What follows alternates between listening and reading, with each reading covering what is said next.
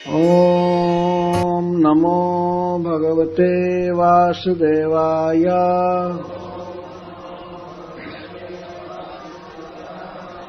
श्रीराजोवाच। श्लोक 13 से। अहो वयम् धन्यतमा नृपाणाम् महत्तमानुग्रहणीयशीलः राज्ञाम् कुलम् ब्राह्मणपादशौचात् दूराद् विसृष्टम् बत गर्ह्यकर्म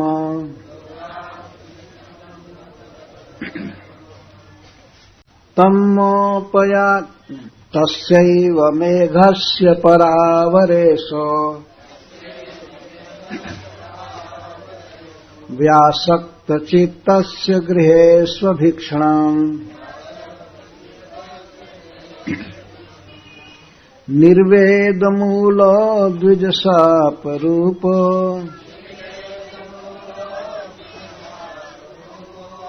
यत्र प्रसक्तो भयमाशु धत्ते तम्मोपयातं प्रतियन्तु विप्रः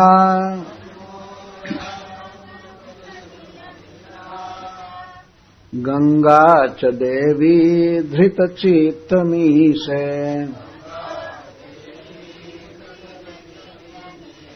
द्विजोपसृष्टः कुहकस्तक्षको वा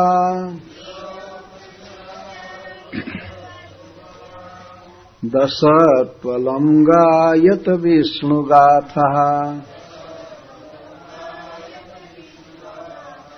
पुनश्च भूयाद् भगवत्यनन्ते रतिः प्रसंगश्च तदाश्रयेषु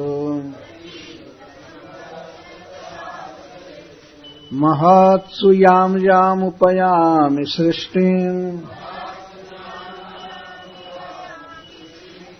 मैत्र्यस्तु सर्वत्र नमो द्विजेभ्यः।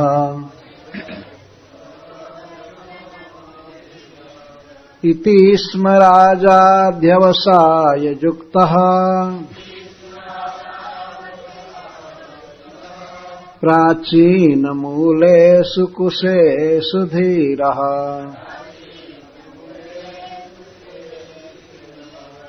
उदङ्मुखो दक्षिणकूलयास्ते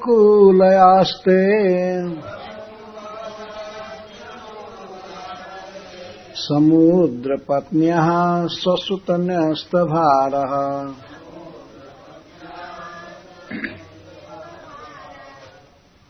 अहो वयम् हम धन्यतमः सबसे अधिक भाग्यशाली नृपाणाम राजाओं में महत्तम महात्माओं के अनुग्रहणीय शीलः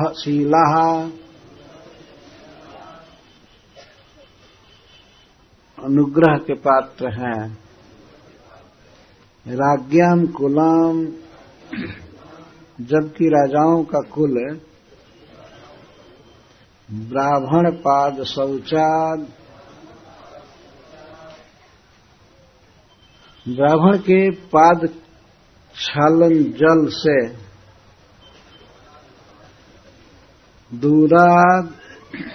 दूर विसृष्टम निक्षिप्त फेंक दिए गए हैं। बत अहो गर्ह्य कर्म उनमें मैं तो अत्यंत निंदनीय कर्म वाला हूं।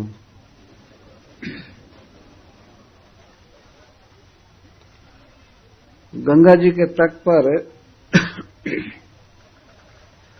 जुटे हुए अर्थात समवेत अनेक महान पुरुषों का दर्शन किया महाराज परीक्षित ने, जिनका नाम कल बोला गया था यहाँ, अत्रि, वशिष्ठ, स्यौनः, शरद्वान, अरिष्ट, नेमि, भृगुरंगिराश्च इत्यादि। तो महाराज परीक्षित उन वैष्णवों के समाज में, ऋषि मुनियों के समाज में उनकी इस प्रकार की कृपा देख करके अपने को धन्य कह रहे हैं।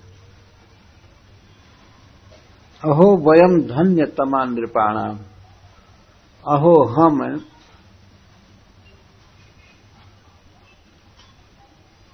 अपने दृष्टि से अन्य भी राजाओं को कह रहे हैं अपने वंश में, अहो वयम धन्यतमा, हम धन्यतम हैं। धन्य से भी बढ़कर धन्यतर है और धन्यतर से भी बढ़कर धन्यतम,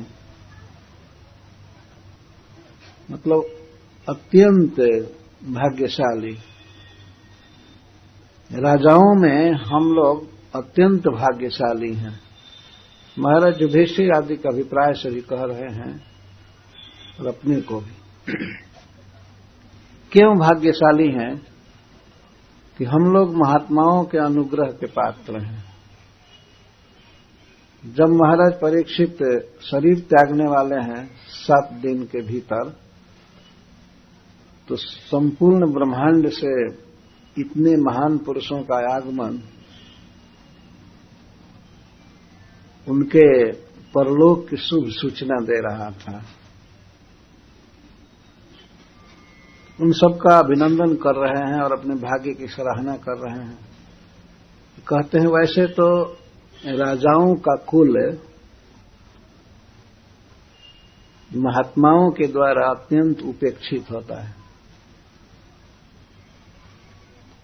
शास्त्र में कहा गया है, धार्मिक नियम बनाते हुए, कि मल, मूत्र और पैर का धोया हुआ जल, इसको बहुत दूर फेंकना चाहिए।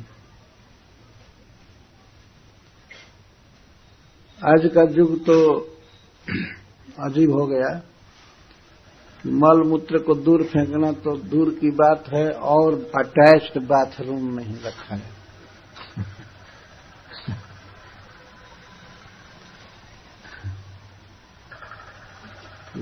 स्मृति में लिखा गया है कि दूराद उच्छिष्ट बिण मूत्र पादम भांसी समुत्सृजेत। व्यक्ति को चाहिए कि उच्छिष्ट मल, मूत्र और पैर धोया हुआ जल, इनको समुत्सर्जित फेंक देना चाहिए, दूर फेंकना चाहिए। तो महाराज परीक्षित कहते हैं कि हम क्षत्रिय ऐसे हैं कि जो भी अच्छे अच्छे महात्मा हैं, साधु हैं, सन्यासी हैं, वे हम लोगों को तो मल मूत्र की तरफ फेंक चुके हैं। मल से ब्राह्मण के चरण धवन जल से भी ज्यादा दूर फेंक दिए। वास्तव में कोई भी सच्चा संत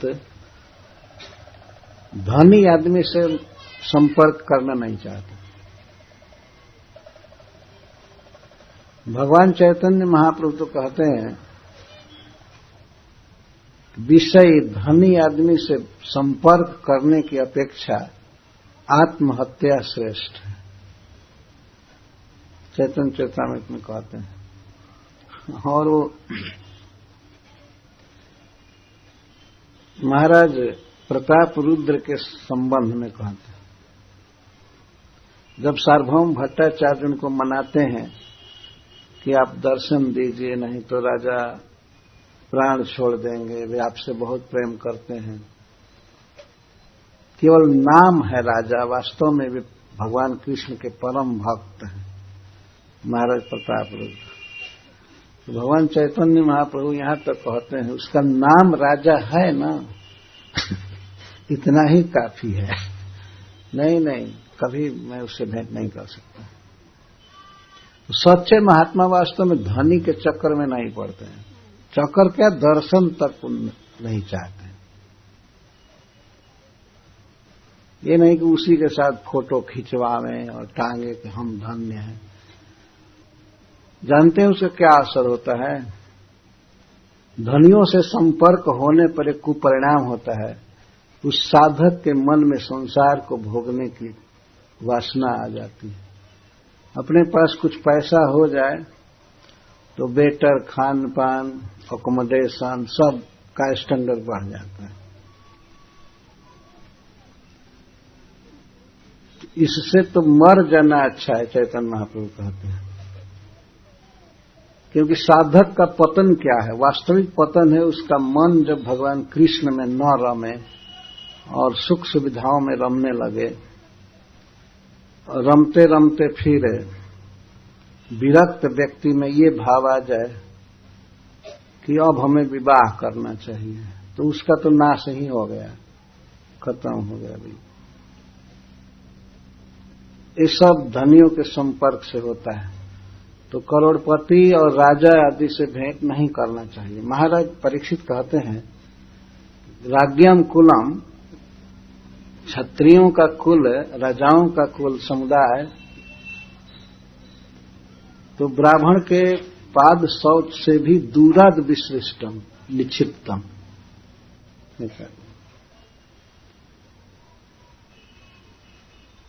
खास करके जो विरक्त ब्राह्मण हैं वे राजाओं से संपर्क नहीं करते। यह ब्राह्मण का अर्थ है डिवोटी, भक्त।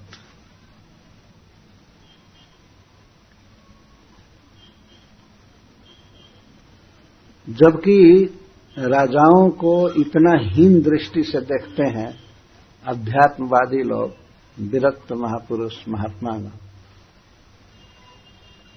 आज हमारा भाग्य देखो कि हमारे पास इतने महात्मा पूरे ब्रह्मांड से, सत्यलोक से, जनलोक से, महरलोक से, इस पृथ्वी से, सब जगह से आए हुए हैं,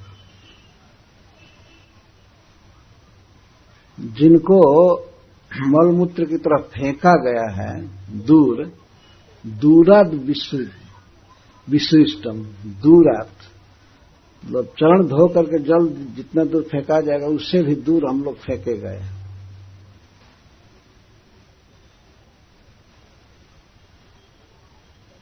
पर धन्य है राजाओं में हम लोग, जिनके पास इतने महात्मा जुटे हुए हैं। यथार्थ में ये महाराज परीक्षित का परम सौभाग्य है। वैसे तो पांडु वंश में जन्म लेने के कारण ही वे धन्य हैं, भगवान श्री कृष्ण का भक्त होने से धन्यतर हैं, पर भगवान श्री कृष्ण के भक्तों का समागम होने से धन्यतम। यह भाव, इस संसार में किसी व्यक्ति के सौभाग्य को देखना हो तो सबसे श्रेष्ठ सौभाग्य उसी का है जिसको भगवान कृष्ण के भक्तों का संग प्राप्त है। इससे बढ़ करके धन दूसरा कुछ भी नहीं है, इससे बढ़ करके सौभाग्य दूसरा कुछ भी नहीं है। तो परीक्षित महाराज अपने को धन्यतम कहते हैं, जिनको केवल 7वें दिन ही मर जाना है। और ऐसा व्यक्ति कह रहा है कि मैं इस जगत में धन्यतम हूं, सबसे श्रेष्ठ भाग्यवान। 7 दिन की अवधि है जीने की, और ऐसे व्यक्ति अपने को भाग्यवान कह रहा है। बहुत दिन जी करके क्या होगा? थोड़े ही दिन जिए, लेकिन उसको जो चीज मिलना चाहिए जीवन में वो मिल जाए तो वही भाग्यशाली है। महाराज परीक्षित अपने को भाग्यशाली कह रहे हैं, हम धन्य हैं। 4 श्लोकों में उन ब्रह्मर्षियों का, वैष्णवों का वे स्वागत कर रहे हैं। तो सबसे पहले अपना ही भाग्य कहने लगे।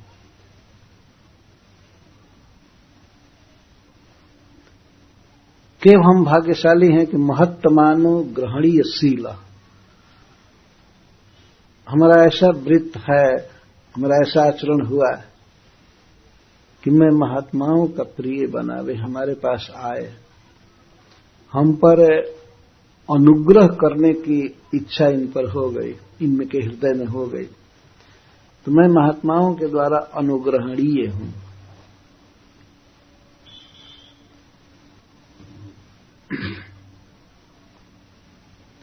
उस पर भी मैं तो अगर अपने तरफ देखते हैं परीक्षित महाराज तो कहते हैं मैं गर्ह्य कर्म, मेरा कर्म तो अत्यंत निंदनीय है। ये अन्य राजाओं के लिए नहीं कह रहे, अपने लिए स्पेशल। मेरा कर्म अत्यंत निंदनीय है। मैं ब्राह्मण का, परम वैष्णव का अपमान किया, उनके गले में सर्प डाला, उनके प्रति महती दोष दृष्टि किया। पर ऐसा होते हुए भी महात्माओं के ऐसे अनुग्रह का पात्र मैं बना हूं। जीवन में शरीर त्यागते समय इतने भक्तों का, इतने महान भक्तों का समागम, यह मेरे भाग्य की सूचना दे रहा है। वे समझ गए कि गंगा जी के तट पर जो वातावरण उपस्थित हुआ है, इतने महात्माओं का आना और गंगा जी का संग है, और इनके बीच में अवश्य मुझे श्री कृष्ण कथा का सौभाग्य मिलेगा। इसलिए वे विश्वास कर रहे हैं कि मुझे भगवान कृष्ण का चरण कमल मिलेगा। अब इस संसार में तो कोई आसक्ति है नहीं।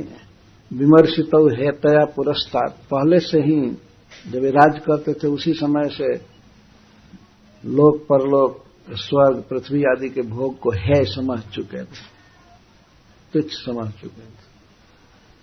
और अब इतने महात्माओं के समागम से उन्हें विश्वास हो रहा है कि मैं भगवान कृष्ण के पास जाऊंगा। तो उससे भाग्यशाली कौन हो सकता है?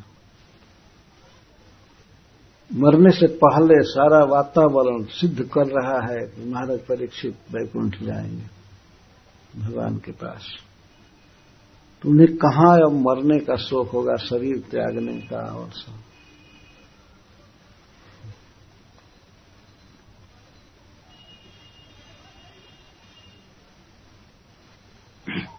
महाराज परीक्षित विलक्षण राजा हैं।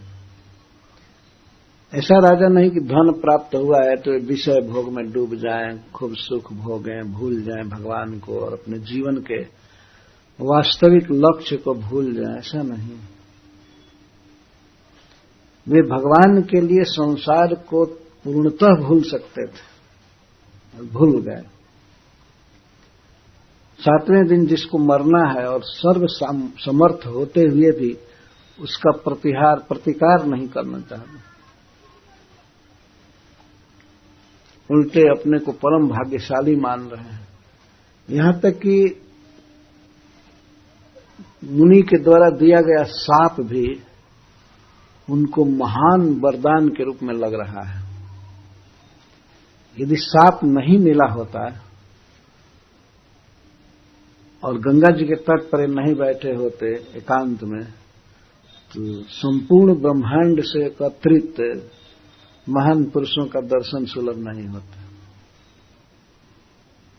जिस सभा में भगवान नारद जी हैं, वेदव्यास देव और भगवान परशुराम, किस ऋषि को कहा जाए जो नहीं जुटे थे?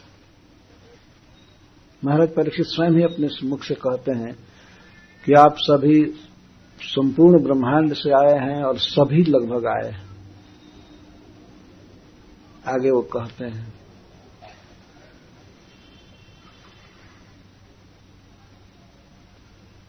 तो जहां पर चरण धोकर के जल फेंका जाता है, वहां पर भी हम लोग अस्थित होने योग्य नहीं। तो दूराद विशिष्ट कह रहे हैं। और एक तरफ महात्माओं का यह दुर्लभ समागम। कोई कहे कि महाराज परीक्षित, आपको 7 दिन मरने का शाप दिया गया है और आप अपने को सबसे बड़ा भाग्यशाली मान रहे हैं। वे कहते हैं कि हां, तस्यैव मेघस्य परावरेशो व्यासक्त चित्तस्य गृहे स्वभीक्षणम् निर्वेद मूलो द्विजशापरूपो जत्र प्रसक्तो भयमाशु धत्ते। आस्ताम तावद अनुग्रह। अनुग्रह की बात मैं क्या कहूं कि कितना अनुग्रह है महात्माओं का, वैष्णवों का और भगवान श्री कृष्ण का। तो भगवान श्री कृष्ण के अनुग्रह की बात कर रहे हैं। मेरे प्रति जो शाप दिया गया वह शाप भी कितना मेरे लिए हितकर हो गया, इसको कह रहे हैं। तस्वीर मेघस्य परावरेश, वैसे मैं तो अघरूप हूं, साक्षात अघ ही हूं, अपराधी हूं, मूर्तिमान पाप हूं, फिर भी परावरेशो, पर और अवर के ईश, अप्राकृत जगत और प्राकृत जगत के नियंता भगवान श्री कृष्ण अथवा ब्रह्मा आदि महान पुरुषों के स्वामी और कीट पर्यंत सबके स्वामी, अवर के ईश, पराणाम अवराणाम च ईश स्वामी श्री कृष्ण। श्री कृष्ण ही ब्राह्मण के साप के रूप में उपस्थित हुए, ऐसा महाराज परीक्षित कह रहे हैं। क्योंकि व्यासक्त चित्त से गृहेषु अभीक्षणम, मैं निरंतर गृहेषु आसक्त चित्त, मैं आसक्त चित्त था।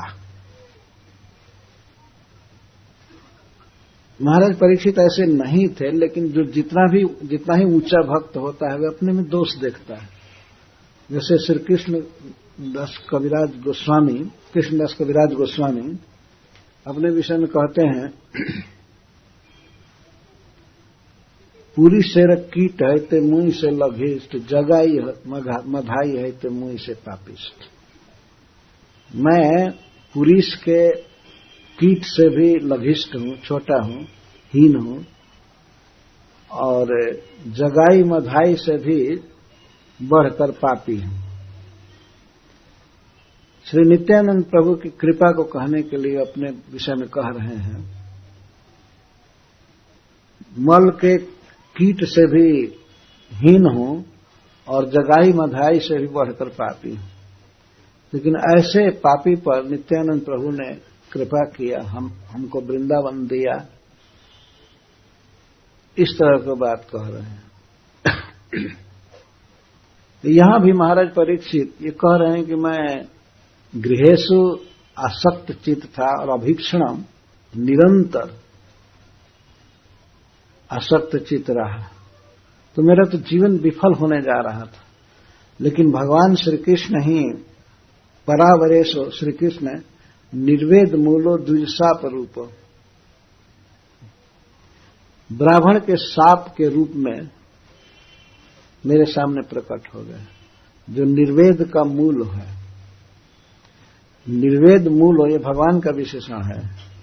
भगवान निर्वेद से, वैराग्य से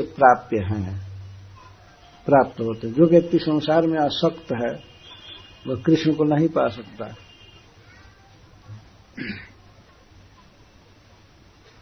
शिष्णोदर परायण कृष्ण नहीं पाए, जिह्वारा लाल से जई इत उतधाय, शिष्णोदर परायण कृष्ण नहीं पाए। भगवान चैतन्य महाप्रभु कहते हैं, जो जीभ के लिए और शिष्ण के लिए दौड़ता रहता है इधर उधर, कहाँ खाने को मिलेगा, कहाँ भोग मिलेगा, और भगवान का स्मरण नहीं होता, तो इस प्रकार शिष्णोदर परायण व्यक्ति कृष्ण को नहीं पा सकता। निर्वेद मूल का अर्थ है कि श्री कृष्ण निर्वेद मूल है, अर्थात निर्वेद के द्वारा ही ये प्राप्त होते हैं। निर्वेद का अर्थ होता है वेद से ऊपर उठ जाना। जैसे भगवान कहते हैं, त्रैगुण्य विषया वेदा निस्त्रय गुण्यो भव अर्जुन। अर्जुन, तीनों वेदों में ये त्रिगुण का बहुत वर्णन है। प्राकृतिक जगत की व्यवस्था कैसे भोगा जाएगा, कैसे स्वर्ग मिलेगा, इन सब के लिए साधनों का वर्णन करता है वेद। तो जो वेद के अनुसार भी लगे रहते हैं कि हमको उत्तम पद मिले, धन मिले, संसार का सुख मिले, तो इसको वेद कहते हैं। और निर्वेद जो संसार से उब चुके, भोगों से जिनका मन हट चुका है, उनको निर्वीण कहते हैं या निर्वेद होता है ये कहते हैं। तो श्री कृष्ण को प्राप्त किया जाता है जब निर्वेद मन में उत्पन्न होता है, वैराग उत्पन्न होता है। इसलिए यहां पर परीक्षित महाराज भगवान को कह रहे हैं निर्वेद मूल और द्विजसाप रूपो।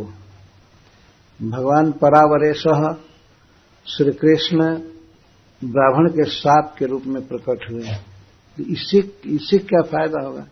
तो जत्र प्रसक्तो भयमाशु धत्ते, प्रसक्त व्यक्ति इस प्रकार के साप होने से भय मन में लाता है और संसार के भोगों से उसका न से घृणा हो जाती है, भगवान को प्राप्त करने की चेष्टा करते हैं। तो इस तरह से मुझ पर भगवान श्री कृष्ण की कृपा हुई है। वास्तव में उन्होंने ही साप दिलवाया है ब्राह्मण के द्वारा। यह अर्थ है कि ब्राह्मण के साप के रूप में आए हैं, ब्राह्मण के हृदय में प्रेरित प्रेरणा उन्होंने दिया, उन्होंने साप दिलवाया।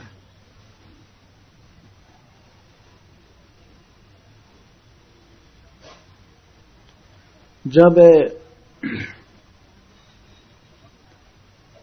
संतों का समागम प्राप्त हो, संत मतलब वैष्णवों का संग मिले, तो समझना चाहिए कि भगवान सामने उपस्थित हो गए।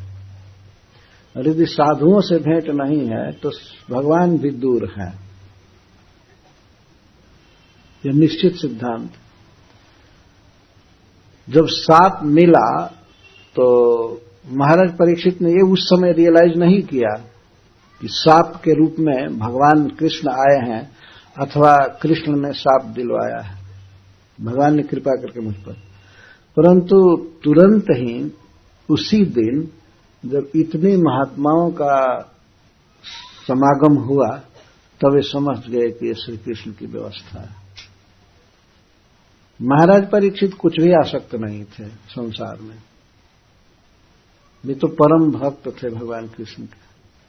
पर श्री कृष्ण इस तरह से सिखाना चाहते हैं सारे जगत को कि इस संसार में चाहे व्यक्ति सम्राट हो, धन की प्रचुरता हो और भी नाना प्रकार का सुख प्राप्त हो, परंतु ये जीवन का लक्ष्य नहीं है, क्योंकि इसको भोगने वाला राजा इसमें आसक्त नहीं हुआ, इससे घृणा किया और वो मेरे धाम को प्राप्त करने की चेष्टा की। इसको देख करके जगत के लोग सीखेंगे, इतना बड़ा राजा और इस संसार के सुख को त्याग दिया, भोगा नहीं। तो भगवान अपने भक्तों द्वारा जगत के जीवों को शिक्षा देते हैं, उपदेश करते हैं। परीक्षित महाराज समझ गए, जब इतने ऋषि मुनि वहां आए गंगा जी के तट पर, तो तुरंत समझ गए कि भगवान का स्पेशल विधान है, वे मुझको अपने चरणों में लेना चाहते हैं। तो इससे बड़ा सुख क्या होगा कि संसार बंधन से छुड़ा करके, इस प्राकृतिक देह से छुड़ा करके और श्री कृष्ण अपना पार्षद बनाना चाहते। इस सौभाग्य को, इस सुख को तो वास्तव में जो भक्त हैं वही समझ सकते हैं। ऐसा अवसर तुरंत मिल जाए, अपना कोई प्लान नहीं है, अपना प्लान दूसरा है, लेकिन कृष्ण का प्लान है कि परीक्षित को अपने धाम में बुलाया जाए।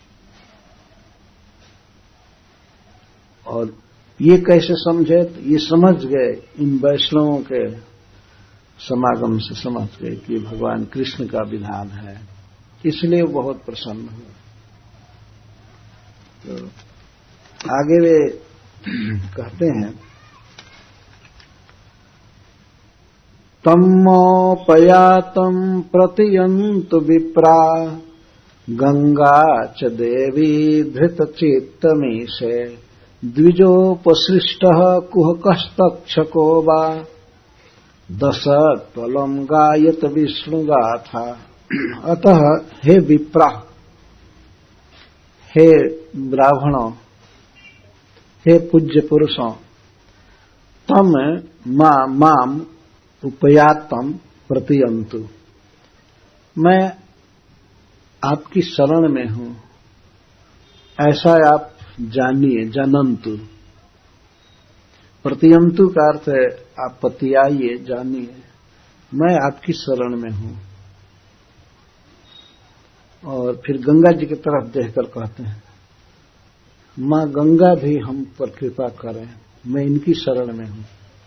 गंगा जी की शरण में हूं और आप वैष्णव भक्तों के शरण में हूं। आप ऐसे जानिए मुझे। धृतचित्तमी से मैं अपना चित्त भगवान श्री कृष्ण में रख चुका हूं। मेरा चित्त अब कहीं जा नहीं रहा है। राज्य, संसार, वैभव आदि में बिल्कुल नहीं है। मैं आपकी शरण में हूं और मां गंगा की शरण में हूं। ब्राह्मण के द्वारा प्रेरित, चाहे कोई कपट, कोई दूसरा उपाय से अथवा डायरेक्ट तक्षक ही क्यों न मुझे डसे, तक्षक डसे या तक्षक के बदले और दूसरा कोई मेरे मारने का उपाय हो ब्राह्मण के शाप से, तक्षक डसे या किसी भी तरह से मृत्यु हो, गायत विष्णु गाथा। आप सब भगवान श्री कृष्ण की कथा कहिए, गाथा कहिए। मरने की चिंता नहीं है। चाहे मेरी मृत्यु तक्षक के डसने से हो अथवा तक्षक के बदले और कोई सर्प हो या कुछ हो, कोई चिंता की बात नहीं।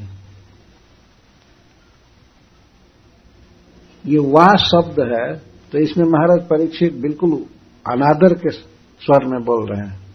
अरे तक्षक आवे या कोई आवे, हमें डस है, इसकी कोई चिंता नहीं है। बस मुझे एक ही चीज की लालसा है, मैं श्री कृष्ण की कथा सुनना चाहता हूं। गायत विष्णु गाथा एक प्रकार का निवेदन है, प्रार्थना है और आदेश भी है। इस पर टीका लिखते हुए एक भक्त कहते हैं, ब्रह्मर्षि, राजर्षि या देवर्षि जो वहां जुटे हुए थे, प्राय सब कुछ वार्ता कर रहे थे महाराज परीक्षित के विषय में, कुछ बातचीत कर रहे थे, उनके सौभाग्य की प्रशंसा कर रहे थे, आज जैसे करें उनके भक्ति की। तो महाराज परीक्षित उसको एक प्रकार से मना कर रहे थे, आप लोग दूसरी बात मत बोलिए, गायत विष्णु गाथा, विष्णु की कथा हमें सुनाइए। तो भगवान श्री कृष्ण के लिए विष्णु शब्द ही क्यों प्रयोग कर रहे हैं? महाराज परीक्षित की रक्षा भगवान उस समय किए थे हस्तिनापुर में, जब ये अपने मां के गर्भ में थे, उत्तरा के गर्भ में थे। तो जब उत्तरा भगवान कृष्ण की शरण में गई तो भगवान श्री कृष्ण रथ पर भी बैठे रहे और साथ ही साथ उत्तरा के गर्भ में भी जाकर के रक्षा की। तो जो एक ही समय में सब जगह व्याप्त हो उसको विष्णु कहते हैं। उसी लीला की याद करके कहते हैं कि विष्णु की गाथा गाइए। जो प्रभु रथ पर भी बैठे थे और मेरे मां के उदर में भी प्रवेश करके मेरी रक्षा की, उनकी कथा मैं सुनना चाहता हूं। यही है विष्णु शब्द का अर्थ। मतलब अपने रक्षक, अपने परम प्रिय भगवान कृष्ण की कथा सुनना चाहते हैं। बाद में प्रश्न करेंगे, लेकिन ऋषियों के वार्तालाप को बंद करने का रिक्वेस्ट कर रहे हैं कि भगवान कृष्ण का कीर्तन कीजिए, उनकी कथा कहिए। गाथा का अर्थ सिर्फ श्रीधर स्वामी कथा लिखे हैं। गायत विष्णु गाथा, कृष्ण कथा बोलिए। और फिर प्रार्थना कर रहे हैं उनके चरणों में, पुनश्च भूयात् भगवत्यनन्ते रतिः प्रसंगश्च तदाश्रयेषु महत्सु यां याम् उपयामि सृष्टिम् मैत्रेयस्तु सर्वत्र नमो द्विजेभ्यः। आपके चरणों में काकू विनती करता हूं, प्रार्थना करता हूं, आप ऐसी कृपा कीजिए कि मैं जिस जिस योनि में जाऊं, जो भी शरीर मिले, कहीं भी, चाहे वो हीन शरीर हो, कोई भी हो, मुझे ये इच्छा नहीं है कि मुझे ब्रह्मा का ही शरीर मिले या मुझे बड़ा देवता का शरीर मिले।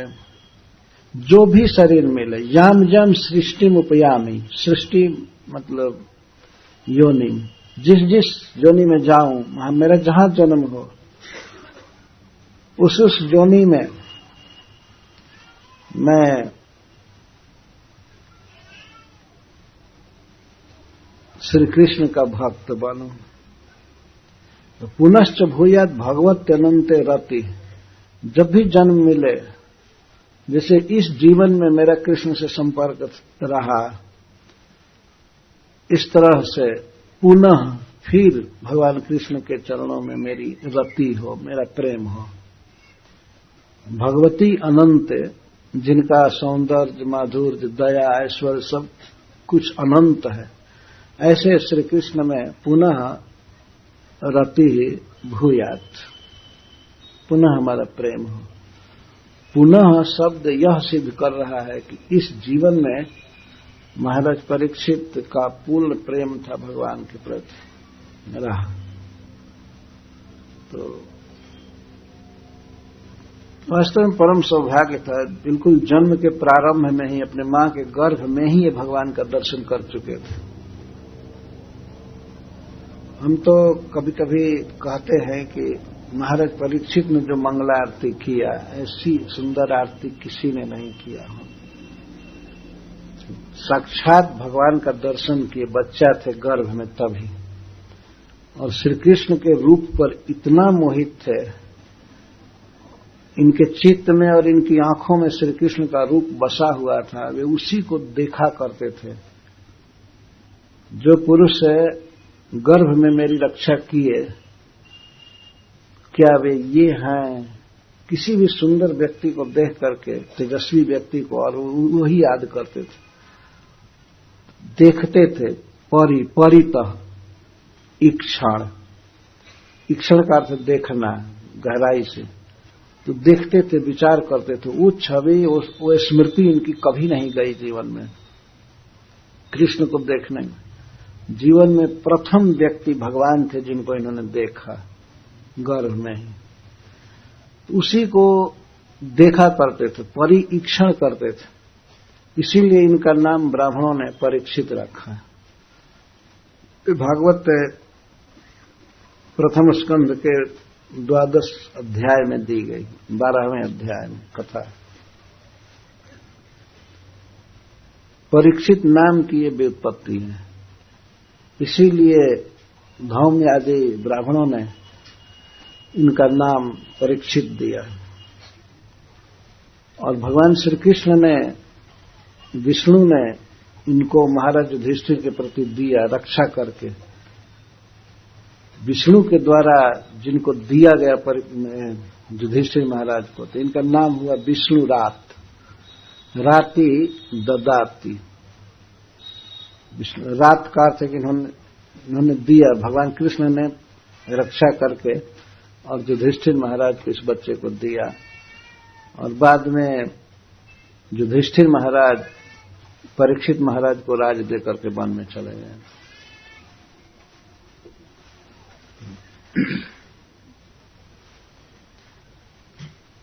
महाराज युधिष्ठिर की परीक्षित की प्रार्थना है कि पुनश्च भूयात भगवत्यनंते रति प्रसंगश्च तदाश्रयेषु महत्सु याम जाम उपयाम सृष्टिम। तो महाराज परीक्षित प्रार्थना कर रहे हैं ऋषि मुनियों से, पुनः भगवान कृष्ण में प्रेम हो, और तदाश्रयेषु महत्सु, श्री कृष्ण ही जिनके आश्रय हैं, ऐसे महात्माओं में मेरा प्रकृष्ट संग हो। प्रकृष्ट संग, प्रसंग, ये संपर्क के लिए भी है और आसक्ति के लिए भी है। भगवान श्री कृष्ण के भक्तों में मेरी प्रकृष्ट आसक्ति हो और उनका ही संग मिले हमको, तथा सर्वत्र सब जगह सबके साथ मेरी मैत्री हो। मेरी मित्रता हो। वास्तव में भगवान इस कार्य से बहुत प्रसन्न होते हैं।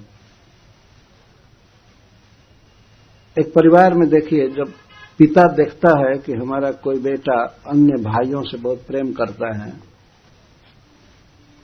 पिता बहुत प्रसन्न होता है कि हमारे सभी पुत्र मिल करके रह रहे हैं, प्रेम से रह रहे हैं।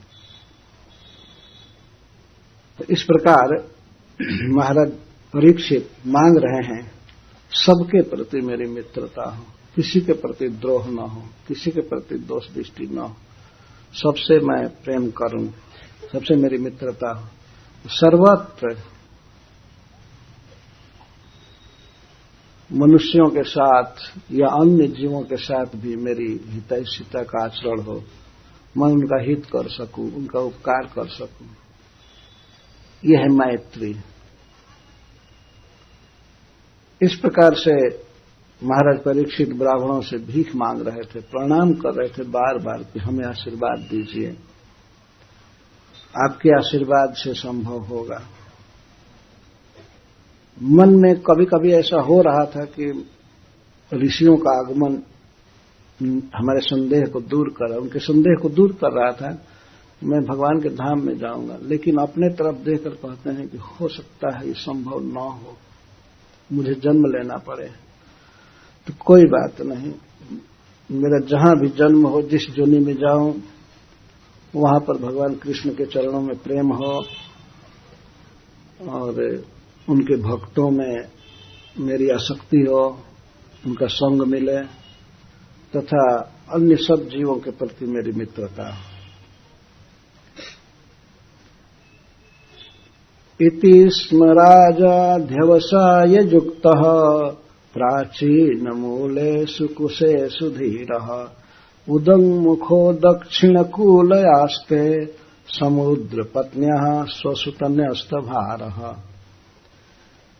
इस प्रकार राजा परीक्षित अध्यवसाय युक्त, अध्यवसाय निश्चय से युक्त थे और निश्चय करके वे गंगा जी के तट पर प्राचीन मूलेषु कुशेषु, कुश पर बैठे। कुश तत्काल के उखाड़े हुए थे। कुश अगर जड़ से उखाड़ा जाता है और कुश का मूल पूर्व दिशा की तरफ रखा जाता है तो इसको प्राचीन कहते। प्राचीन, प्राची दिशा, पूर्व दिशा को प्राची दिशा कहते हैं। तो प्राचीन का अर्थ है पूर्व में जिसका मूल है। वैसे कुशों पर बैठे। उदंग मुख, उत्तर के तरफ मुख करके। उदंग का अर्थ होता है उत्तर और मुखा मुख। महाराज परीक्षित का मुख उत्तर दिशा की तरफ था और समुद्र पत्नी के दक्षिण दाहिने तट पर। गंगा जी हिमालय से निकलती हैं तो यहां दक्षिण कूल का अर्थ है कि हिमालय के तरफ पीठ करके अगर कोई व्यक्ति गंगा जी की तरफ चले तो इस दाहिने हाथ में दक्षिण तट पर वे बैठे। सभी भक्त जो देखे हैं सुखताल तो वे समझ जाएंगे दक्षिण कूल है, दाहिना किनारा है। तो गंगा जी के दक्षिण तट पर बैठे। यहां गंगा जी को समुद्र पत्नी कहा गया है। नदियों का पति समुद्र माना जाता है और मायके जहां से जन्म हुआ है। नैहर गंगा जी का हिमालय है, मायके। और वैसे तो वास्तविक पिता गंगा जी के तो भगवान का चरण कमल है, लेकिन वैसे पहाड़ से निकलती है हिमालय से, तो हिमालय पिता हुआ और जहां जाकर के जिंदगी भर रहेंगी वो है पति, समुद्र। सुध गोस्वामी कहते हैं समुद्र पत्नियां दक्षिण कूले, दाहिने तट पर। और कुशों पर बैठे। कुश जड़ से उखाड़ा जाता है तो बहुत पवित्र माना जाता है, उस पर बैठे, और वो भी कुश का मूल पूरब के तरफ हो और उत्तर के तरफ बैठ करके ध्यान करना चाहिए। प्रायः यही नियम है।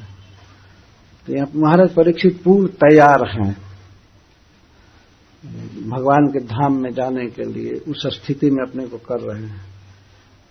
इतिस्म राजा ध्यवसाय युक्त, इस प्रकार राजा परीक्षित निश्चय से युक्त थे और जिन कुशों के मूल पूरब के तरफ हैं ऐसे कुशों पर बैठे, उत्तर के तरफ मुंह करके गंगा जी के दक्षिण तट पर धीरा और पूर्ण धैर्यवान। यहां धैर्य धीर का अर्थ है कि उनको अपने परिवार की, घर की या राज्य की याद नहीं आ रही थी, स्मरण नहीं आ रहा था, और फिर भोगने की या कुछ किसी को संदेश देने की, भाई ये काम बाकी रह गया, ये सौंपना है, वो करना है, वो करना है, वो करना है, जरा लाओ मोबाइल हम जरा फोन कर लें। एक दिन के लिए भी आदमी छोड़ता है घर, तब भी 10 बार फोन करता है, ये करना है, करना है। राजा परीक्षित को अब सदा के लिए छोड़ना है, संसार को, शरीर को, परिवार को, सबको, लेकिन स्मरण भी नहीं हो रहा है इधर का। इसको कहते हैं धीरा, धीर, धैर्य। और उपवास किए हैं, पानी तक छोड़ दिए, जल भी नहीं पी रहे हैं, इसको कहते हैं धीर। भगवान गीता में कहते हैं, देहिनोस्मिन् यथा देहे कौमारम यौवनम जरा तथा देहांतर प्राप्ति धीरस्तत्र न मुह्यते। धीर उसमें भ्रमित नहीं होता है। महाराज परीक्षित तो धीर शिरोमणि हैं। इस तरह से बैठ और स्वसुतन्यस्त भार, अपने पुत्र जन्मेजय को पहले ही वे भारह राज्य दे दिए थे, घर छोड़ते समय ही वे राज्य दे दिए थे, न्यस्त कर दिए। तो इसका अर्थ है कि पूर्ण तैयार, जिधर से फ्री होना है पूर्ण फ्री हो गए और भगवान के धाम जाने की योग्यता पूर्ण कर ली है। उसमें वे परम योग्य हैं।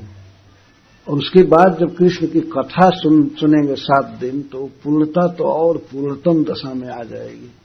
भगवान के धाम में जाने की योग्यता एकदम कंप्लीट हो जाएगी। तो स्वसुतन्यस्त भार, जो सांसारिक जिम्मेवारी थी या वो था सबको संभालना, वो कर दिए, पुत्र को दे दिए। किसी भी व्यक्ति को अपने जीवन के अंतिम समय में, चौथेपन में, 4 हिस्सा में उम्र बांटी तो कम से कम चौथेपन में पुत्र को सब कुछ दे देना चाहिए, भार, और फ्री हो जाना चाहिए भगवान के भजन के लिए। तैयारी कर लेनी चाहिए वास्तव में। तो बिना तैयारी के ऐसे अकस्मात मर जाएंगे तो फिर नरक में हो सकता है गिरना पड़े। महाराज परीक्षित पूर्ण तैयार हैं भगवान के धाम में जाने के लिए।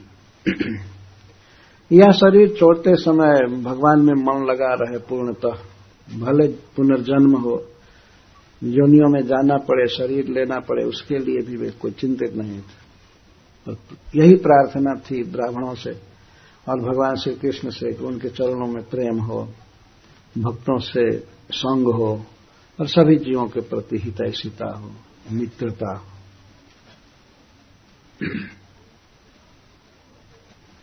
इस प्रकार जब वे तैयार हो गए,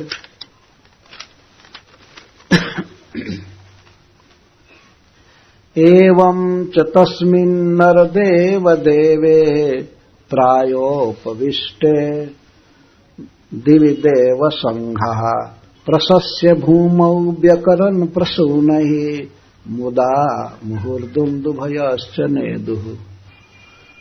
तो ऋषियों के समाज में जो स्वागत करेंगे महाराज परीक्षित का, वो तो किए ही। जब महाराज परीक्षित बैठ गए कुश के चटाई पर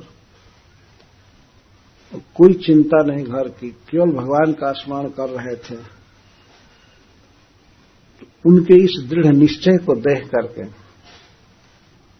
दिव्य देव संघा, देवताओं का समुदाय स्वर्ग में, आकाश में इनके ऊपर प्रसन्नता से फूल बरसाने लगा। देवता लोग आकर के स्वर्ग से आकाश में स्थित होकर और फूल बरसाने लगे। प्रसूनै व्याकिरण, फूल बरसाने लगे और प्रशंसा करने लगे, प्रशंसा करके बोलने लगे। प्रशस्य भूमो व्याकिरण प्रसूनै। महाराज परीक्षित जब आमरण उपवास करके बैठ गए, निर्णय करके, जब महात्माओं से उन्होंने अपना निर्णय सुनाया, मुझे ये करना है, ये करना है, मेरे जीवन में प्राप्तव्य भगवान श्री कृष्ण का चरण कमल है और कुछ नहीं, आप ऐसी कृपा कीजिए, और कोई चर्चा नहीं, कोई संकल्प नहीं दूसरा। तो महाराज परीक्षित के इस निर्णय को सुन करके जब बैठे आसन पर, तो देवता लोग झरझर झर फूल बरसाना चालू किए और प्रशंसा कर रहे थे। प्रशस्य, प्रशंसा कर रहे थे, धन्य है महाराज, धन्य है। इस पर श्रील प्रभुपाद जी प्रपोर्ट लिखते हैं कि वास्तव में देवता लोग उस व्यक्ति पर बहुत प्रसन्न होते हैं जो भगवान की भक्ति करता है। महाराज परीक्षित के इस आमरण उपवास की खबर तुरंत मिल गई स्वर्ग में। तो वे देवता आया करके महाराज परीक्षित की प्रशंसा करने लगे, आकाश में फूल बरसाने लगे। दिव्य देव संघा,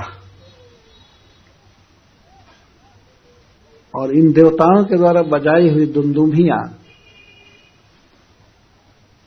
बजने लगी, चारों तरफ बजाने लगे। च शब्द इसमें लिखा गया है, मुदा मुहुर दुंदुभयश्च नेदु, दुंदुभयश्च, दुंदुभियां बजने लगी, नगाड़े बजने लगे, शंख बजने लगे। चकार से अनुक्त समुच्चय जो नहीं कहा गया है वो सब बाजा बजने लगे देवताओं के द्वारा, देवताओं के द्वारा बजने लगे। प्रभुपाद जी कहते हैं कि भगवान, देवता और भक्त में इस तरह का ये संबंध होता है।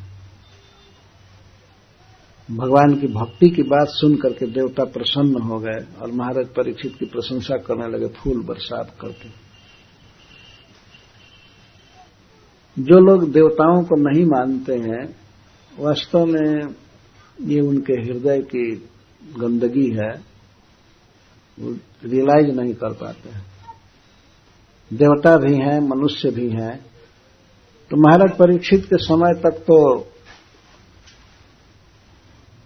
एक लोक से दूसरे लोक में जाने की यात्रा चालू थी, यातायात सुलभ था। अब इस समय पता नहीं, चंद्रमा पर जाना है आना है, सब झूठ बोलते हैं कि क्या करते हैं, अभी संदेह ही है।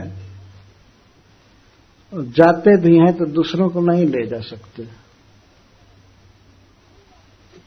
कभी कभी तो कहते हैं कि हम वहां पर प्लॉटिंग करेंगे, और उसके लिए आप दीजिए बिलियंस ऑफ डॉलर, बहुत डॉलर मांगते हैं, और हम आपके लिए जमीन रखेंगे, तो आपको और आपके बेटा तक को नहीं मिलेगा, आपके पौत्र को हो सकता है मिल जाए, अलॉट कर लीजिए अभी और बाद में हम देंगे। तब तक वो जो पैसा लिया है वो मरकर चला जाएगा, कोई जिम्मेवार नहीं होगा। इसीलिए पौत्र को देने की बात कहते। इतना लेट क्यों करते हो भाई? जब प्लॉटिंग किए हो तो पहले तो तुम ही रह जाओ, किसी एक को भेजो, आखिर सब लौट आते हैं। श्रील प्रभुपाद जी खुलकर कहे हैं कि कभी नहीं गए हैं। जो स्पीड बताते हैं विमान का, उस स्पीड से वहां नहीं पहुंचा जा सकता है। जितने टाइम बताते हैं इतना टाइम लगा। और सबसे प्रमाणिक कि ये नहीं गए हैं, और एक प्रमाण मिला एक बार ये लोग दिखा रहे थे कि हम गए चंद्रमा पर और वहां झंडा गाड़ करके आए हैं, ध्वज रोपण करके आए। और इसके पहले बता चुके हैं कि चंद्रमा पर हवा नहीं है, अपना हवा लेकर के जाना पड़ता है सांस लेने।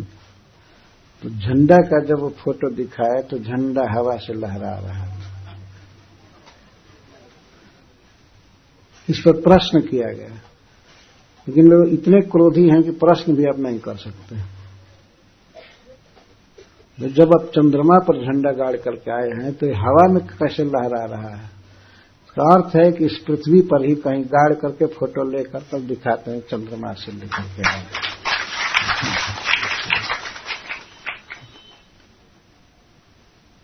मैं किताब में इसको पढ़ा था। जो भी हो, महाराज परीक्षित के समय में तो देवता लोग आते थे पृथ्वी पर और यहां के लोग वहां जाते थे। अर्जुन भी गए थे स्वर्ग में, महाराज दशरथ गए थे, मुचकुंद महाराज गए थे, कई लोग जाते थे। और उधर से देवता भी आकर के राजसूय सभा में बैठते थे मनुष्यों के साथ।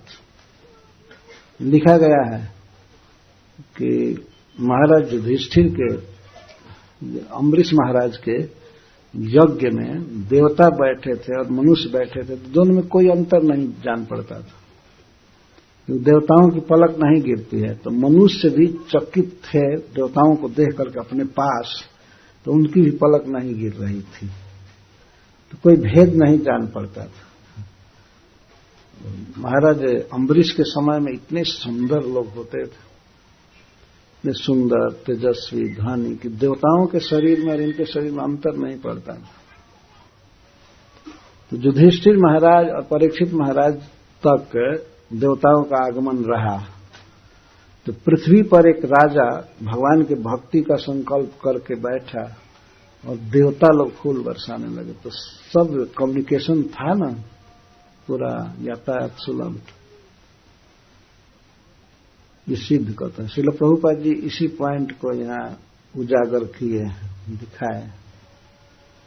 देवताओं का फूल बरसाना, वे लोग सबसे अधिक प्रसन्न उसी व्यक्ति पर होते हैं जो भगवान कृष्ण का भक्त होता है। उसको वे हृदय से आशीर्वाद देते हैं, उसके दीर्घ जीवन के लिए आशीर्वाद, धन के लिए आशीर्वाद, निरोग रहने के लिए आशीर्वाद देवता लोग देते हैं। तो महाराज परीक्षित को धन्यवाद दे रहे थे, प्रशंसा कर रहे थे।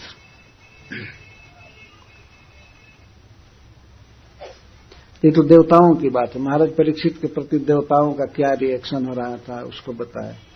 अब वहां पर जुटे हुए ब्रह्मर्षियों का, ऋषियों का महाराज परीक्षित के प्रति क्या उद्गार हो रहा है। महर्षयो वै समुपागता ये प्रशंस साध्वित्यनुमोदमाना ऊचुः प्रजानुग्रहशील सारः जदुत्तम श्लोक गुणाभिरूपम। महर्षय, महर्षि जन, ये समुपागता, जो महाराज परीक्षित के निकट आए थे, कल जिनकी कथा हुई, तो ये सभी देवताओं के पुष्प वर्षण और प्रशंसा के बाद, नगाड़ा आदि शांत होने के बाद ये लगे प्रशंसा करने। बताइए, एक भक्त की प्रशंसा स्वर्ग में देवता कर रहे हैं और इस पृथ्वी पर समस्त ब्रह्मर्षि, देवर्षि, राजर्षि कर रहे हैं। तो प्रशस्य, प्रशंसा करने लगे, बार बार साधु साधु, धन्यवाद धन्यवाद बोल रहे थे।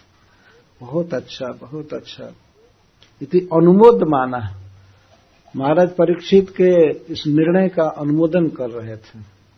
जब उन्होंने कहा कि गायक विष्णु गाथा और बिल्कुल कुश की चटाई पर बैठ गए, तो इसका अनुमोदन किए ऋषिजन और उच्च बोलने लगे। प्रजानुग्रहशील सारा, वास्तव में प्रजा पर, जनता पर अनुग्रह करना ही जिनका स्वभाव है और बल है, सार है, ऐसे ऋषिजन इनकी प्रशंसा करने लगे।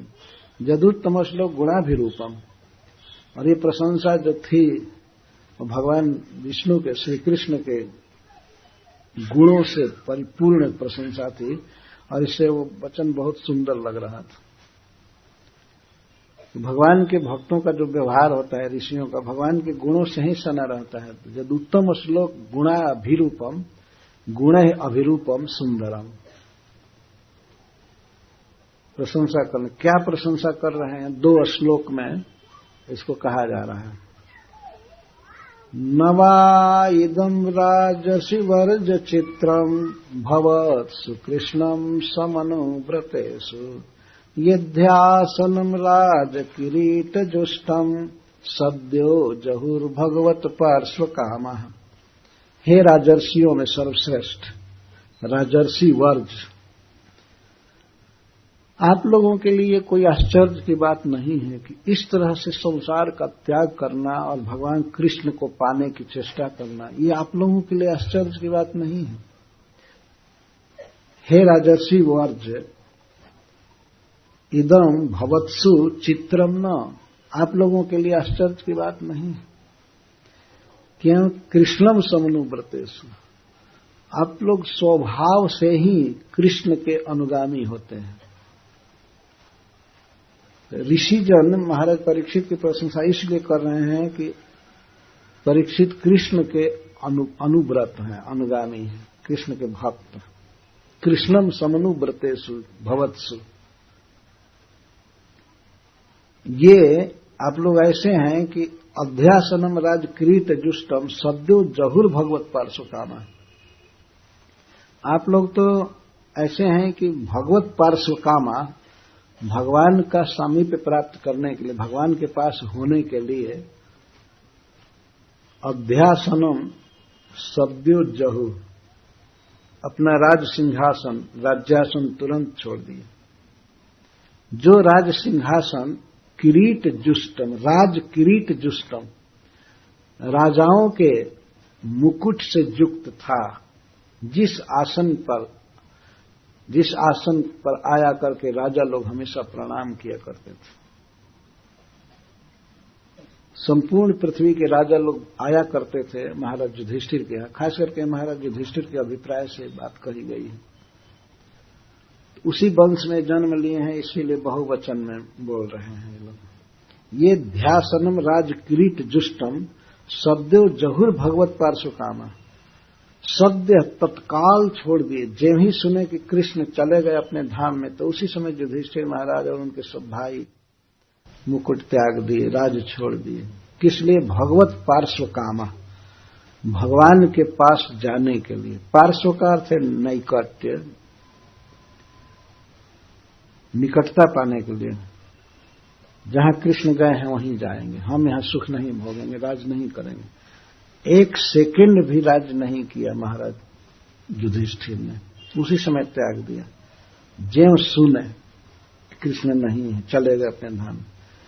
महाराज युधिष्ठिर का राज्य कैसा था? राज किरीट जुष्टम, राजाओं के मुकुट से युक्त।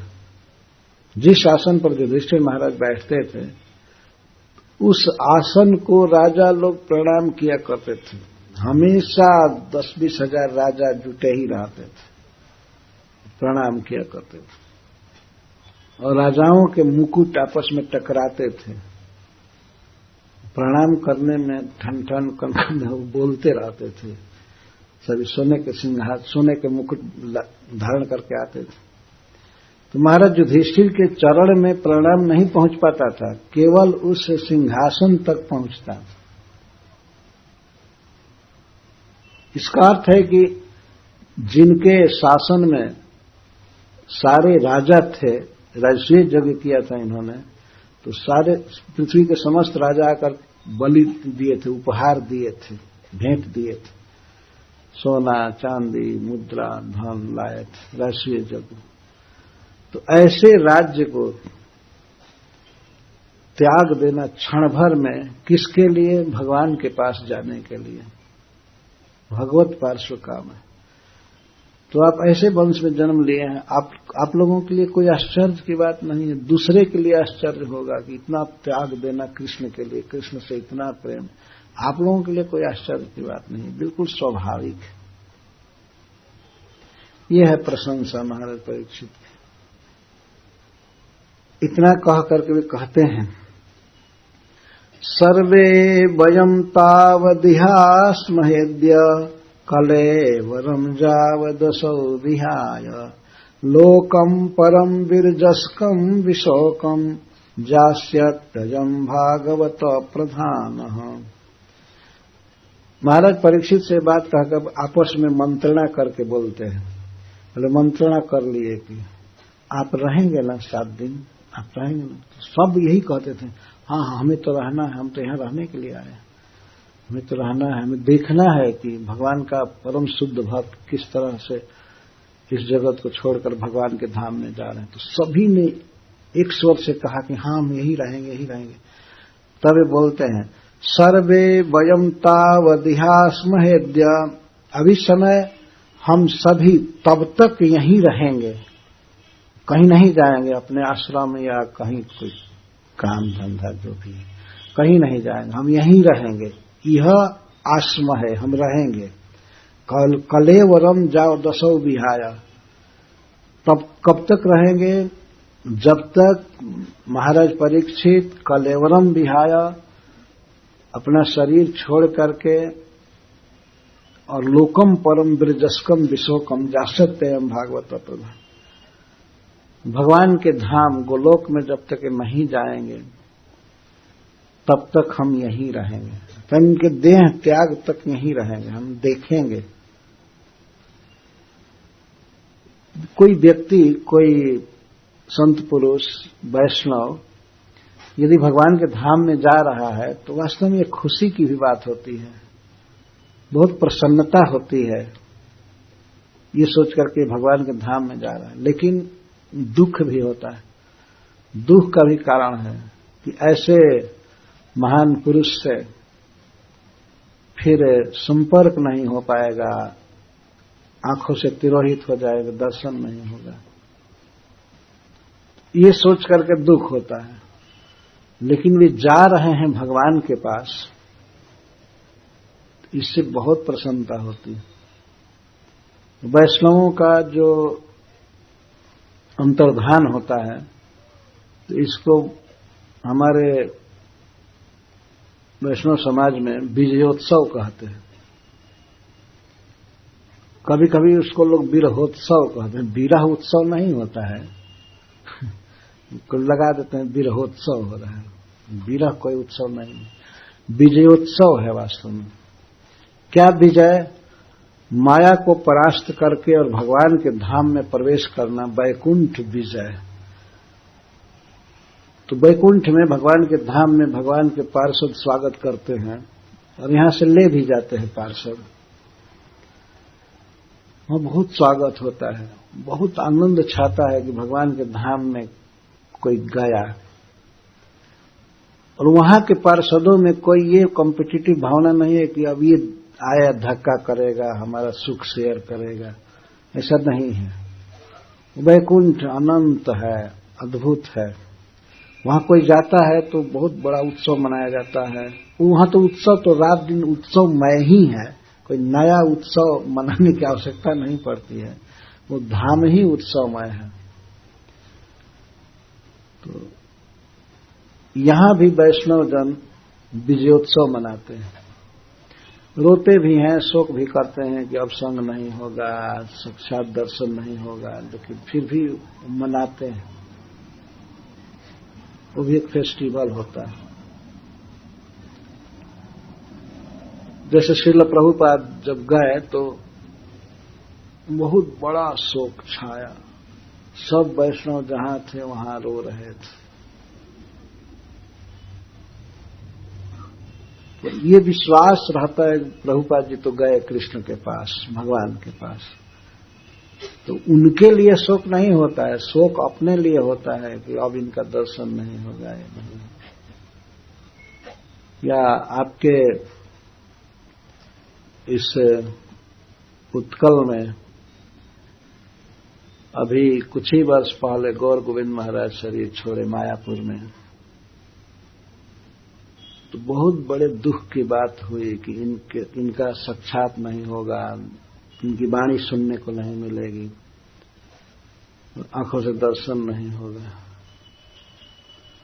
परंतु उनकी जो गति हुई भगवान के धाम में और भगवान का लीला वर्णन करते हुए, बोलते हुए और शरीर छोड़ दी।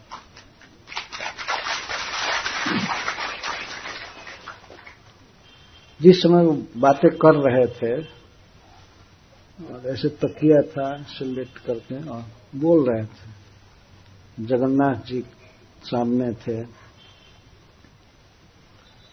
बहुत अच्छा से बोल रहे थे। मैं था तो खूब हंस करके बातें करते थे। हम अभी उनके रूम से निकल करके गए अपने रूम में रहने के लिए, गदा बिल्डिंग में, गदा बिल्डिंग की चक्र बिल्डिंग में। वहां गए, ज्यों ही पहुंचे त्यों ही सुने कि गौर गोविंद महाराज लीला प्रवेश कर गए शरीर से। हम लोग दौड़े, तो अभी तो लगभग 7 या 8 मिनट हुआ होगा हमको गए हुए वहां से, तो सुनाई पड़ा है। इतना प्रसन्नता से लीला वर्णन कर रहे थे। तो ऐसे भक्त भगवान के धाम में गए, इसमें कोई संदेह नहीं हो सकता है। भगवान के धाम में शरीर छोड़े, भगवान में मन लगा था, लीला वर्णन कर रहे थे। पर दुख तो होता है कि संग छूट गया। उनकी वाणी सुनने को मिलती है टेप में, सीडी में, लेकिन वो साक्षात सुन। तो महाराज परीक्षित चले जाएंगे भगवान के धाम में, तो ऋषियों के हृदय में दुख भी है। इसीलिए वे कहते हैं कि हम फिर यह दुर्लभ अवसर नहीं मिल पाएगा, दुर्लभ रहेगा राजर्षि परीक्षित का संग।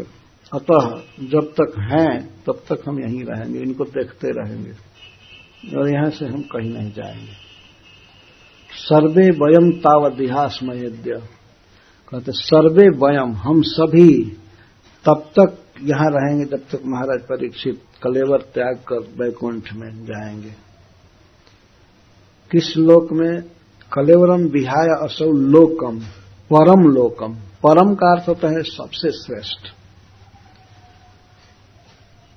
इस प्रकृति में अप्राकृत या प्राकृत सभी लोकों में सबसे श्रेष्ठ है। यहां परम का अर्थ है गोलोक। वैकुंठ प्लैनेट में, वैकुंठ लोक में अनेक भगवान के लोक हैं, सब कई अलग अलग सब हैं, सब एक ही समान है, कोई खास अंतर नहीं। लेकिन उसमें वैकुंठ में जो सुप्रीम है वो उसको गोलोक कहते हैं, सबसे श्रेष्ठ। उस गोलोक में 3 डिवीजन है, डिवीजन नहीं कहेंगे, क्या कहेंगे उसको, ब्रज, मथुरा और द्वारका। महाराज परीक्षित भगवान के पार्षद होंगे। श्रील प्रभुपाद जी लिखते हैं गोलोक परम वैकुंठ या अप्राकृत धाम विरजस्कम। लेकिन विरजस्कम से सुध गोस्वामी ये कह ही दिए, या वो ऋषि लोग कह रहे हैं निर्मायम, जो माया से रहित है, अप्राकृत है, चिन्मय स्पिरिचुअल धाम, सबसे श्रेष्ठ। रजोगुण जहां नहीं है, अर्थात माया का कोई प्रभाव नहीं है, वो मायातीत अप्राकृत। और विशोकम, जहां कोई शोक नहीं है, उस धाम में जाएंगे। ऋषि लोग अभी पहले दिन ही सूचना दे दिए। उनकी वाणी से कितना अच्छा शब्द निकल रहा था, ये महाराज परीक्षित शरीर छोड़ करके वैकुंठ जाएंगे। और इसमें तो कोई संदेह नहीं था, ऋषियों की वाणी है। वहां भगवान नारद जी बोल रहे हैं, वेदव्यास देव बोल रहे हैं, सब ऋषि लोग बोल रहे हैं। जास्यति अयम भागवत प्रधान, जास्यति जाएंगे। इस पर श्रीधर स्वामी जी प्रश्न करते हैं कि कोई पूछे ऋषियों से कि आप कैसे जानते हैं कि परीक्षित भगवान के धाम में जाएंगे, तो उसका वही उत्तर देते हैं ऋषि लोग, अयम भागवत प्रधान, ये भागवतों में सबसे श्रेष्ठ है। परीक्षित। भगवान कृष्ण के भक्तों में सब सर्वश्रेष्ठ है। तो सामान्य भक्त भी जाता है वैकुंठ में, इनके विषय में क्या संदेह। तो भागवत प्रधान है, अयम भागवत प्रधान परम बिरजस्कम विशोकम लोकम जास्यति। और जब तक ये जाएंगे तब तक हम यहीं रहेंगे, हम कहीं नहीं जाएंगे।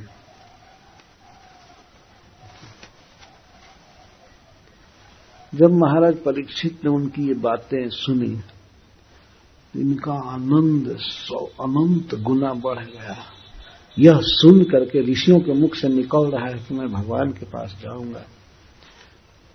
इस वचन से उनको इतना सुख मिला जिसका वर्णन नहीं किया जा सकता। पहले तो कुछ मन में संदेह भी था, पता नहीं मैं जाऊंगा कि नहीं, लेकिन जब सारे ऋषि कह रहे हैं कि जाएंगे, क्योंकि अयम भागवत प्रधान, भागवतों में श्रेष्ठ है, तो इस पर सूत जी कहते हैं कि आश्रित्य तद ऋषि गण वचः परीक्षित समम मधुच्य गुरुचा व्यलीकम आभासतैतान अभिनंद जुक्तम शुश्रूषमाण चरितानि विष्णु। ऋषियों के ऋषि गण वचः, अर्थात ऐसा कोई ऋषि नहीं था वहां पर जो बोला न हो कि हम यहीं रहेंगे जब तक महाराज परीक्षित वैकुंठ जाते। उनके इस वचन को सुनकर महाराज परीक्षित को बहुत सुख मिला। और वचन कैसे थे? समम। समम का अर्थ श्रीपाद श्रीधर स्वामी जी कहते हैं पक्षपात शून्यम। वचन में पक्षपात नहीं था। पक्षपात का ये अर्थ होता है, जो व्यक्ति जिससे बात करता है उसको प्रसन्न करने के लिए चपलूसी करता है, फ्लैटरी करता है, तो कोई ऐसी भी बात भी कह देता है जो फैक्ट नहीं है लेकिन अच्छी लगे, तो उसको पक्षपात कहते हैं। ये ऋषियों की बात पक्षपात नहीं थी। वे महाराज परीक्षित की खुशामदी नहीं कर रहे थे, फ्लैटरी नहीं कर रहे थे। इसको गुजराती में बराबर या बरोबर कहते हैं, बराबर।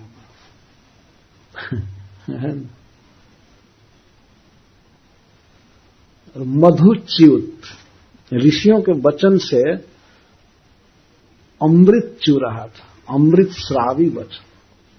इतनी सुंदर बात बोलना कि महाराज परीक्षित वैकुंठ जाएंगे और जब तक हैं तब तक हम लोग यहीं रहेंगे। इस वचन से अमृत झर रहा था। इतना सुंदर वचन क्या हो सकता है? तो मधुच्युत का अर्थ है अमृत श्रावी। और गुरु का अर्थ है गंभीरार्थ। गंभीर अर्थ था इसका। लोग कह रहे थे हम यहीं रहेंगे जब तक महाराज जाएंगे, तो गंभीर अर्थ क्या था? गंभीर अर्थ था ये कि महाराज परीक्षित वैकुंठ जाएंगे निश्चित। ये इसका गंभीर अर्थ था, जो सामान्य भाषा में समझ में नहीं आएगा। ऐसे कहते हैं जब तक कि वैकुंठ जाएंगे तब तक हम यहीं रहेंगे, तो उसका गंभीर अर्थ ये था कि ये जाएंगे ही।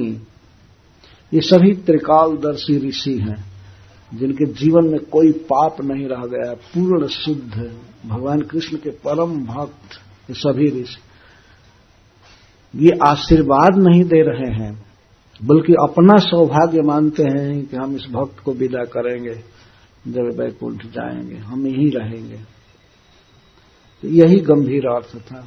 और अव्यलीकम, अव्यलीक मतलब सत्य, कपट या झूठ नहीं है, बिल्कुल सत्य वचन बोल रहे थे, होगा ही।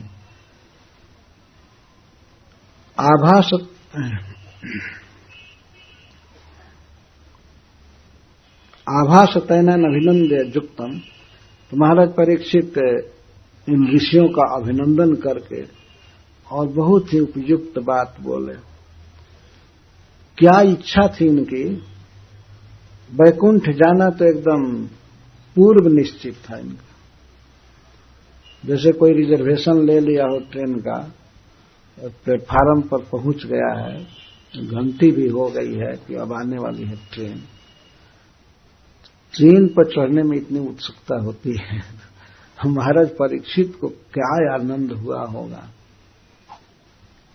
इसका वर्णन तो सरस्वती जी या ब्रह्मा जी भी नहीं कर सकते। तो वे ऋषियों का अभिनंदन करते हुए बोले, और उनके हृदय में लालसा थी कि मैं श्री कृष्ण की लीला सुनूं। वही उनकी इच्छा श्रीमद् भागवत के रूप में पूरी की गई। सुखदेव गोस्वामी ने पूरा किया। अभी वो नहीं आए हैं।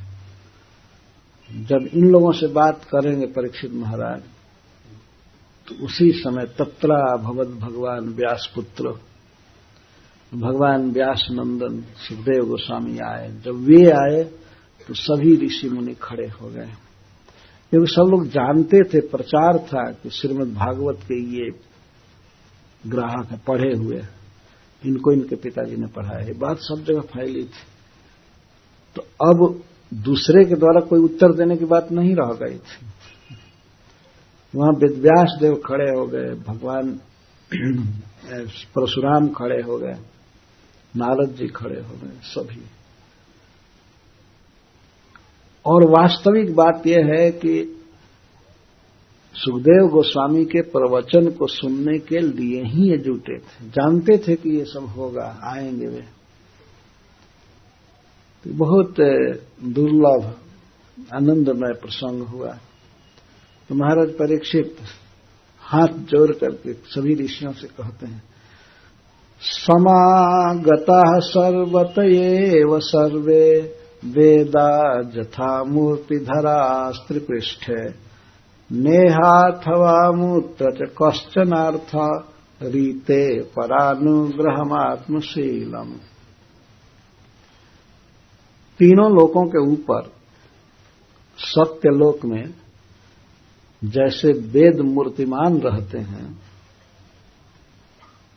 मूर्तिधरा वेदा यथा भवन्ति तत्तुल्य, आप लोग सत्यलोक में जैसे मूर्तिधारी वेद रहते हैं, वैसे आप लोग साक्षात वेद स्वरूप, अर्थात उनके ज्ञानातिशयता का वर्णन कर रहे हैं। आप लोग ज्ञान की मूर्ति हैं, आप मूर्तिमान वेद हैं।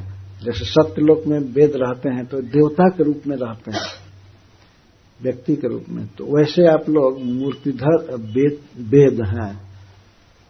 मूर्ति ऋषि की है, देवता की है, लेकिन आप लोग वेद हैं साक्षात। इसका मतलब पूर्ण ज्ञान भगवान के विषय में, सब विषय में, परम ज्ञानी। और आधे श्लोक में परम कृपालु हैं, इनके कृपा तिशयता का वर्णन कर रहे हैं। नेहा थवा मूत्र च कश्चनार्थ रीते परानुग्रहम आत्मशीलम। आपका इह अथवा अमूत्र इस लोक में या दूसरे लोक में, स्वर्ग आदि में, परानुग्रहम रीते, दूसरे पर कृपा करने के अतिरिक्त न कश्चन अर्थ, और कोई दूसरा प्रयोजन नहीं। इस संसार में कोई व्यक्ति घूमता है तो दूसरे पर कृपा करने के लिए ही घूम रहा हो, भ्रमण कर रहा है, कोई जरूरी नहीं है। तो अपने अपने लिए घूमते हैं, वहां जाएंगे तो इतना वेतन मिलेगा, ये होगा, ये होगा, वो होगा। लेकिन ये इन महात्माओं के विषय में, ऋषियों के विषय में परीक्षित महाराज कहते हैं कि परानुग्रहम रीतम, रीत दूसरे पर कृपा के अतिरिक्त आपका न कश्चन अर्थ, कोई अर्थ नहीं, प्रयोजन नहीं। तो आप यहां आए हैं तो केवल अपने स्वभाव से बाध्य होकर आए। अच्छा, दूसरे पर अनुग्रह करना, यही केवल आपका अर्थ है। तो श्रीपाद सिद्धेश्वर स्वामी जी अर्थ लिखते हैं कि तो भाई ये अर्थ हुआ ना, दूसरे पर कृपा करना है, ये अर्थ हुआ ना, प्रयोजन हुआ ना। तो बोले नहीं, ये सोचते नहीं हैं कि दूसरे पर कृपा करनी है। उन आत्मशीलम, इनका अपना स्वरूप ही है, स्वभाव ही है। जैसे कभी कभी हम लोग देखते हैं कि माँ अपने छोटे से बच्चे को पोसती है, खिलाती है, पिलाती है, कोई सोचती नहीं है कि इस पर कृपा करनी है। उसका स्वभाव है बच्चे को पोसना है। है ना। कोई ये सोच करके नहीं कि ये हमारी ड्यूटी है, करनी चाहिए, ये हमारा लक्ष्य है। ये आत्मशीलम।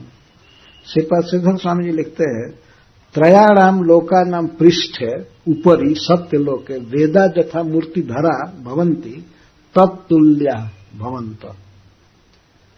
ज्ञानातिशय मुक्तवा कृपालुता माह नेहेति भवताम प्रयोजनम परानुग्रहम बिना न अस्ति। दूसरे पर कृपा के अलावा, अनुग्रह के अलावा आपका कोई प्रयोजन नहीं है। तरहि स एव अर्थ स्यात्। तो दूसरे पर कृपा करना अर्थ हुआ ना, दूसरे पर कृपा करना है। पर न आत्मशीलम स्वस्वभावम। दूसरे पर कृपा करना आपका स्वभाव ही है, ये सोचना नहीं पड़ता कुछ भी, सहज स्वभाव है दूसरे पर कृपा करना।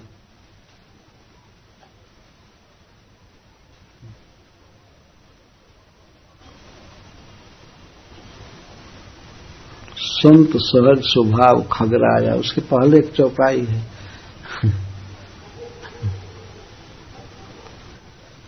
सहज स्वभाव है। जैसे मिश्री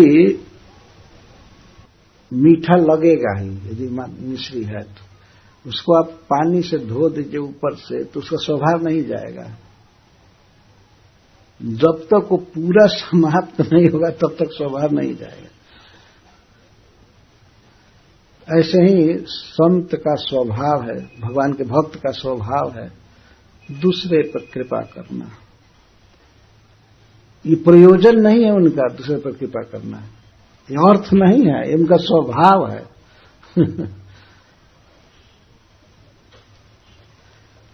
तो आप सब आए हैं यहां पर, तो मैं एक पूछने योग्य बात पूछ रहा हूं।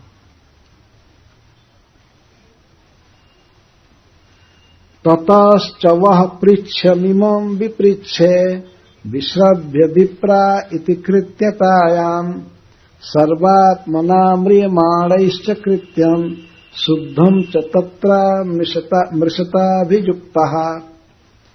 अतः थोड़े समय के लिए आपका संग प्राप्त हुआ है, तो मैं आपसे एक पृच्छ्यम विपृच्छ, पृच्छ्यम का अर्थ पूछने योग्य, प्रष्टव्यम, प्रष्टव्य पूछ रहा, पूछने योग्य पूछ रहा। बहुत सावधानी से पूछ रहे हैं, पूछने योग्य पूछ रहा, जिसको पूछना चाहिए वो मैं पूछ रहा। ऐसा नहीं कि फालतू जैसे लोग पूछते हैं वैसे कुछ पूछ रहा है।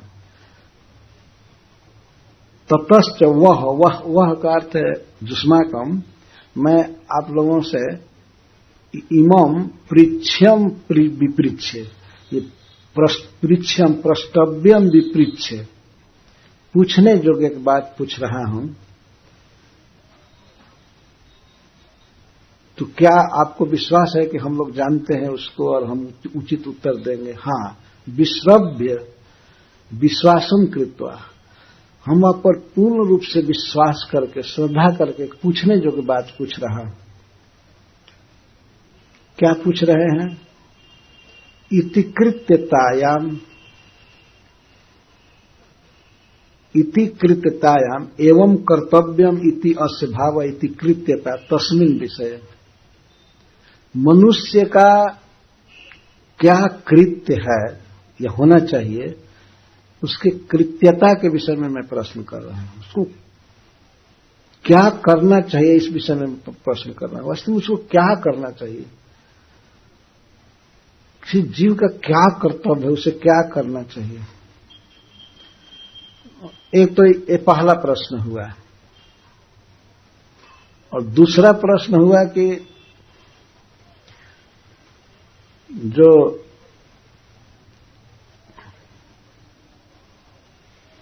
म्रियमाण है उस पर भी एक प्रश्न शब्द छुड़िए। सर्वात्मना, मनुष्य का सर्वात्मना, सर्वा अवस्थासु, सभी अवस्थाओं में, सभी देश में सभी परिस्थिति में सब तरह से क्या कर्तव्य है, ये मैं प्रश्न पूछने जब पूछ रहा हूं। बहुत सुंदर प्रश्न है। और दूसरा प्रश्न एक स्पेशल पूछ रहा हूं कि जो म्रियमाण हैं,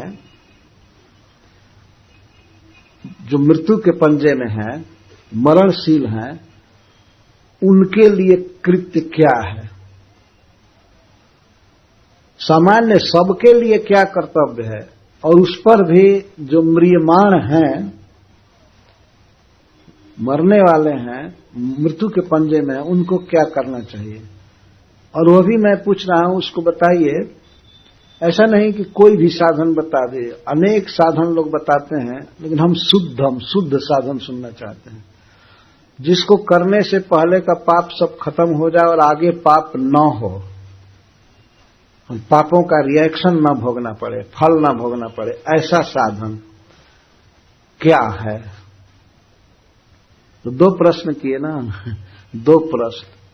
सर्वथा सभी अवस्थाओं में मनुष्य का क्या कर्तव्य है, और जो सर्वथा म्रियमाण है उनके लिए शुद्ध कृत्य क्या है?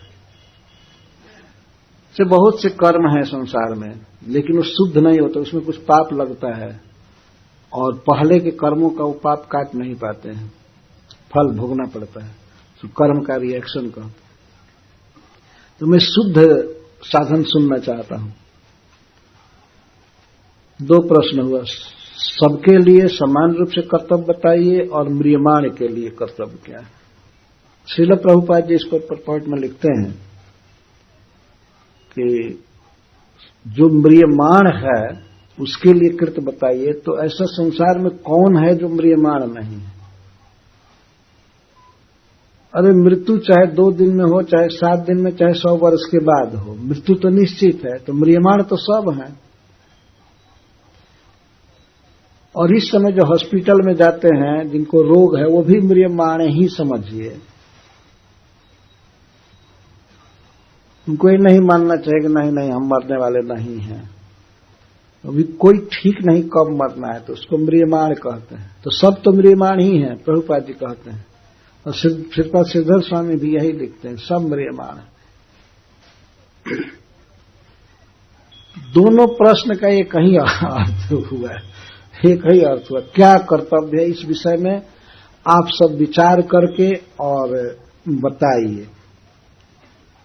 तत्र इस विषय में अमृषत का अर्थ है विचारयत। आप विचार कर लीजिए, और विचार करके कृपया आप बोलिए। अभियुक्ता, आप सब भगवान की भक्ति में लगे हुए हैं, परम ज्ञान है आपको, आप मूर्तिमान वेद हैं, और कृपा है ही।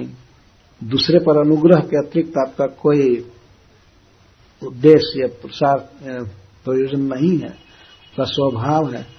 तो मैं आपके चरणों में मांग रहा हूं कि इस बात को बताइए, पूछने योग्य है, मनुष्य का क्या कर्तव्य है। जब ये ऋषि आपस में लगे परामर्श कर रहे थे, तो कोई जो हरिद्वार से गए थे या काशी जैसे गए थे, उसमें तो ऐसे लोग नहीं आए थे, विनोद की बात है। कोई लगे कहने कि चाहिए महाराज को कि ये यज्ञ चालू करें, दान चालू करें, या ये करे, वो करे, वो करे, या ऐसा विचार करें कि मैं ही ब्रह्म हूं, मैं देह नहीं हूं, ये सब विचार करें। तो लोग आपस में एक निर्णय पर अभी नहीं आ रहे थे, और तब तक तत्रा भवत भगवान व्यासपुत्र। उसी समय सुखदेव गोस्वामी उस सभा में आए। कुछ बच्चे उनके साथ चल रहे थे, और कुछ बच्चियां थी, स्त्रियां थी। वे लोग मुग्ध होकर के उनके पीछे चल रहे थे। 16 वर्ष के थे और नग्न थे। तो उन लोगों को ये संशय हो गया कि लगता है कि लड़का पागल है, जो पागल ऐसे ही नंग धड़ंग घूम रहा है। बाल भी बहुत सुंदर था, लेकिन उसको कंघी नहीं किए थे, जटा जैसा हो गया। तो कोई सिटी में घूमे और ऐसे नंग धड़ंग, तो उसको देखने के लिए तो हजारों लोग चल ही आएंगे। अब प्रचार कीजिए, हरे कृष्ण कीर्तन गाइए, तो लोग कम जुटेंगे, लेकिन कोई कपड़ा खोल करके चल दे बाजार में तो कई हजार आदमी देखने लगेंगे, तो सिद्ध ही हो गया। तो सुखदेव गोस्वामी को देखने के लिए बच्चे पूछते थे, ए लड़का कहाँ घर है तुम्हारा?